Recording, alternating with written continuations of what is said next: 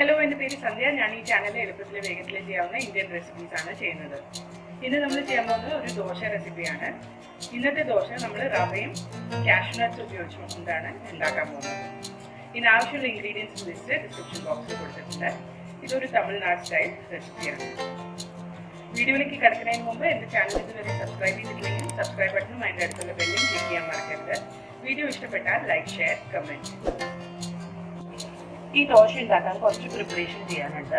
അപ്പോൾ ഞാനിവിടെ 1 കപ്പ് റവ എടുത്ത് വെച്ചിട്ടുണ്ട്. ഇവിടെ 1 കപ്പ് കാഷ്യൂനട്ട് നന്നായിട്ട് കഴുകിയിട്ട് വെള്ളത്തിൽ കുതിർത്തി വെച്ചിട്ടുണ്ട്. തേങ്ങയിലേക്ക് കുറച്ച് ചൂടുവെള്ളം ഒഴിച്ച് മിക്സിയിൽ നന്നായി അടിച്ച് തേങ്ങാപ്പാൽ അരിച്ചെടുത്ത് വെച്ചിട്ടുണ്ട്.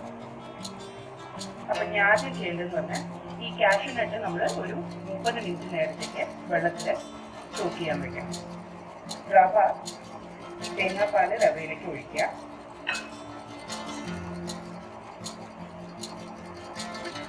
എന്നിട്ട് നല്ലോണം മിക്സ് ചെയ്തിട്ട്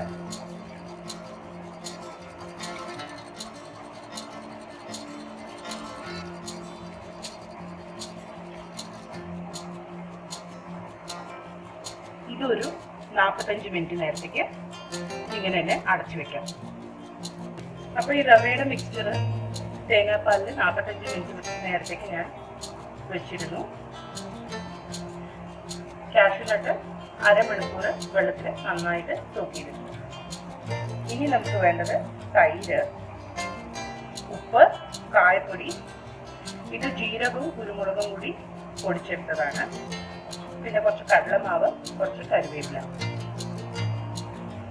അപ്പോൾ നമുക്കിനി ചെയ്യേണ്ടത് കാഷ്യൂനട്ടിലുള്ള വെള്ളം കളഞ്ഞിട്ട് തൈരും കൂടി ചേർത്തിട്ട് നന്നായിട്ട് ഒരു പേസ്റ്റായിട്ട് അരച്ച് എടുക്കണം. അപ്പോൾ ഞാനിത് ആദ്യം ഒരു പേസ്റ്റ് ആക്കിയിട്ട് തിരിച്ചു വരാം. അപ്പോൾ കാഷ്യൂനട്ട് പേസ്റ്റ് അരച്ചിട്ടുണ്ട്. ഇനി ഈ റവ മിക്സ്ചറിലേക്ക് നമുക്ക് ഈ ഇൻഗ്രീഡിയൻസ് ഒക്കെ ചേർക്കാം. ആദ്യം ഈ കാഷ്യൂ പേസ്റ്റ് ചേർക്കാം.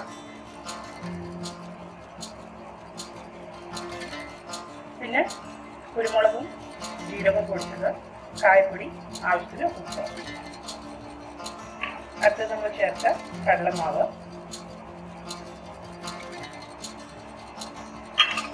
അതിൻ്റെ ഒപ്പം തന്നെ നമുക്ക് ഈ കരിവേപ്പില ഒന്ന് പൊട്ടിച്ചു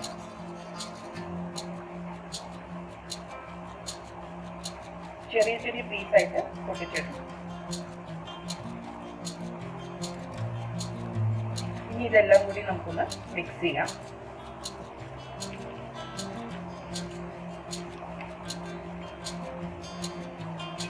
തരിയൊന്നും ഇല്ലാണ്ട് നന്നായിട്ട് മിക്സ് ചെയ്തെടുക്കുക. അപ്പോൾ എല്ലാ ഇൻഗ്രീഡിയൻസും നന്നായിട്ട് മിക്സ് ചെയ്തിട്ടുണ്ട്. ഇനി നമുക്കിത് അടച്ചിട്ട് ഒരു 2 മണിക്കൂർ നേരം ഇതൊന്ന് പുളിക്കാൻ വയ്ക്കാം. അപ്പോൾ 2 മണിക്കൂർ നേരം കഴിഞ്ഞിട്ട് തിരിച്ചു വരാം.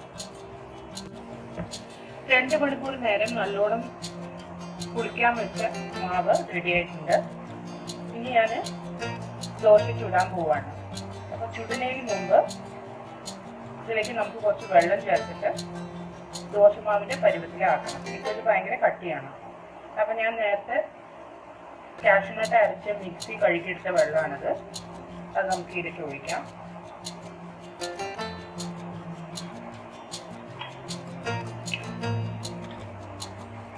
ഇനി ഇതൊന്ന് മിക്സ് ചെയ്തിട്ട് ഇതിൻ്റെ കൺസിസ്റ്റൻസി ഒന്ന് ചെക്ക് ചെയ്യാം. മാവിന് അധികം കട്ടി പാടില്ല. റവ ദോശ പോലെ തന്നെ കുറച്ച് വെള്ളം പോലെയുള്ള മാവായിരിക്കും. അപ്പൊ ഇതിലേക്ക് ഇനി വെള്ളം ചേർക്കണം.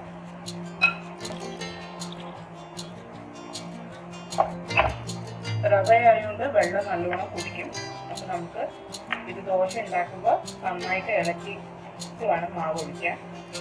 വെള്ളം ആവശ്യം വന്നാൽ ചേർത്ത് കൊടുക്കുക. ഇപ്പൊ നല്ലൊരു കൺസിസ്റ്റൻസി ആയിട്ടുണ്ട്. അപ്പം നമുക്കിനി ദോശക്കല്ല് ചൂടാക്കാൻ പറ്റാം. ഇതൊക്കെ അടുപ്പത്ത് വെച്ചിട്ടുണ്ട്, നല്ലോണം ചൂടായിട്ടുണ്ട്. അപ്പം മാവ് നല്ലപോലെ വെള്ളം പോലെ ആയിരിക്കണം. ഇനി ഈ മാവ് ചട്ടിയിലേക്ക് ഒഴിച്ചു കൊടുക്കാം. റവ ദോശ ഉണ്ടാക്കുന്ന പോലെ തന്നെ ഗ്യാപ്പുകൾ ഫിൽ ചെയ്യാം.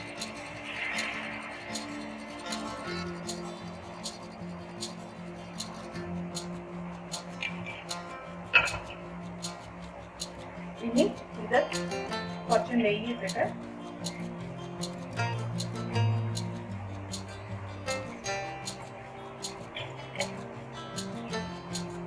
അടച്ചു വെച്ചിട്ട് നമുക്ക് കുക്ക് ചെയ്തെടുക്കാം.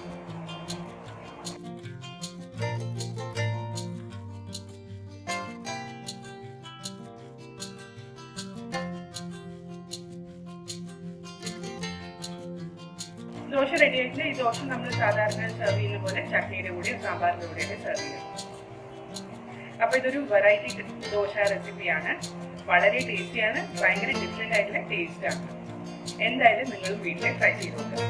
വീഡിയോ ഇഷ്ടപ്പെട്ടാൽ ലൈക്ക്, ഷെയർ, കമൻറ്റ് ചെയ്യാൻ മറക്കരുത്. അടുത്ത പ്രാവശ്യം ഒരു പുതിയ റെസിപ്പിയുമായി വരുന്നവരെ ബൈ.